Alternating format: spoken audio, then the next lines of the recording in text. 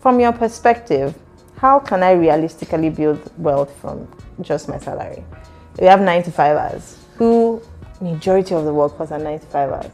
I have a salary of a particular amount. How realistically in today's economy,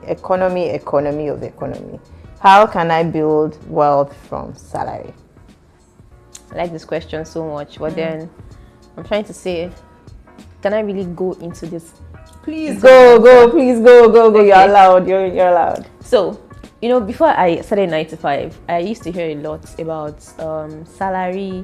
Is it the amount you're paid to forget your dreams? I don't know if you heard something like that. Yes. So before I became a 9 to 5er, I also started that thought I don't want to work for anybody. I started working 9 to 5, a proper 9 to 5 job in 2023. So I was also having that, I got exposed to that talk of, no, you don't, if you work for somebody, you are capped. You cannot go farther than a certain point. You are working to fund someone else's dreams and all of that. I started working 9 to 5 job, and I really got to know that there's so much you can do from your 9 to 5 when I started becoming way more valuable. So oftentimes, most people who think that there's just little you can get from 9 to 5 is because they are just, I don't want to use the word bare minimum, but really they're just doing what they think they're supposed to do or what their JD is, and that is it. If you are highly valuable, I was talking to somebody last week, I said, there is no employer that will not be willing to pay you more money if you are valuable. Now, there are employers that might just be like... There's always the exception. Yes, but most employers, if you are making me money, there's no way I will not want to pay you, because why would I want to lose you when you're making me more money? True. Nobody wants to lose a great staff that is making them more money. So I think when you think that, can you build wealth? That's the question, right? Yeah. From your salary, from what you get every month. Yes, you can. How? You can, because if you start receiving a particular amount of money over a period of time, if you are insanely valuable, even if your employer is not telling you that I'm giving you a raise, you would ask for your raise. And if they don't give you that raise and you know that you are extremely valuable, you can easily move, go to another company, you will earn more. Right? So 9 to 5 it does not have to cap you. You yourself need to first know that you need to broaden your knowledge, that you can ask for what you want. The moment you know that you can ask for what you want and even ask for extra, why do you think it's only salary you can earn? How about you earn bonuses? How about you earn, if the company is able to do this and that within this time frame, I'm going to get this and that. How about you ask? And most people don't know how to ask. But if you get that knowledge on how to ask, how to say, I know this is my salary, but I want to be able to ask, I want to ask for this, if we're able to do this. Of course, you make so much more money. And you don't have to do 3 other side businesses just to get by. You get burnt out at the end of the day. And we're just talking about burnout, so we are against burnout. And that's one of the reasons why on our own, rule number 2 is we practice proper self-care. And this is one of the things that we need to talk about, is practical examples of how someone can actually ensure that they position themselves to get more from their job. Apart from trainings and other things, what mindset shifts do they need to have in order for them to be able to get more from what they do? Because a lot of people, like you said, it's the bare minimum, and the bare minimum is not enough. We're not doing the bare minimum. What can we do in order to get more from different spheres of life, different areas of your workforce that you are actually focused on your own? Just a general overview. Okay. So I will start this way.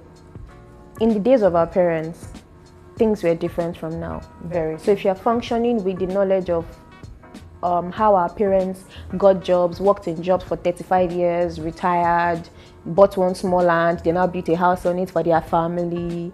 Some might not even roof the house before they retire. That kind of thing. Bungalow somewhere. If you're functioning on that, now you'll be left behind. The world has changed so much. So you need to think in the times that we are in right now. And there's so much happening so fast. I think we're both fortunate and at the same time unfortunate. Wow. Because if you do not know how to take advantage of what is happening, right, exactly, there's a lot you can be left here. Yeah. And also, aside being left, you'll be confused. You will not even know what to do. There's a shiny object in front of you right now. You feel like, oh, this one is like the next big thing to jump on. And then the next moment, another next big thing to jump on comes in front of you. So if you don't really know how to, the way you are still exposing yourself to be better and know what to do better, right, to make your life better. At the same time, you also need to guard your space, that you don't have a lot of information coming in at the same time. I don't know if I'm explaining it correctly, but my point is, says, guard your heart now. Man to be first the issues of life. You're letting everything all in all the time. It's a lot to process. It's a lot. It's a lot. It's a lot. It's a lot. You can easily get lost in the sea of information and not even do anything. Like you have this information overload, and then you don't even know what to do. So when it comes to you being, please remind me how you phrase the question. In order for you to get promoted in your work. Okay, great. When it comes to that, one thing I would always advocate for is that presently AI is like the in thing. Some people, when maybe like you write something, you'll be like, oh, you wrote it with AI. I don't understand. Like, why is AI there if you cannot write with AI? So the only thing I would say is do not make it so mechanical that all you do is just to copy and paste what AI does. Like, right. AI, you're not outsourcing your brain to AI. It's assisting you in doing what you know how to do. Just like when I remember when Google came out, when we knew that we could Google anything, it was a whole difference to what we could do before. But now we know that we can Google things. So now that AI is here, let's use AI. But do not just completely just outsource it. There's a way you can personalize things on AI. This is my person, this is what I do, right? Under settings, like ChatGPT. Under settings, this is what I do. And then these are the kind of words that you can use. Don't use this, don't use that. That way you have personalized it to the kind of person you are. And now, a very important part is that aside you utilizing AI tools, be constantly learning. Now it's very easy to get lost in the sea of performance, but there's no learning. So most people say they are busy. They're actually busy, but they don't leave space to learn. And if you don't keep learning, you become redundant. You cannot thrive or function or grow or scale on the knowledge that you had 2 years ago. So no matter your busy schedules, right, what can keep you in front, what can keep you being constantly advantaged to keep negotiating what you earn is that you're constantly learning. Read books, have a set time every day that you read, even if it's 30 minutes, read, gain knowledge. Don't just gain all your knowledge from Instagram Reels, no, or from short videos on YouTube, no. Take actual books and read them. Read things. I recommended a book to my community. It's called Nice Girls Don't Get the Corner Office. I'm recommending it to you guys right here now. Read that book. The link in the description as well. Nice Girls, They Don't Get the Corner Office. Somebody read that book and she negotiated a job. Like, people in that company, they're not paid above a particular threshold. She got higher than that. They come to office 4 times a week. Now she only goes to office 3 times a week. How? Knowledge. She said, Esosa, I'm so thankful I read that book because I wouldn't have even known to do. I would have been too scared. Even if I had known, I would have been too scared to do that. But when she negotiated, she was like, she was not even scared because she now knows her worth.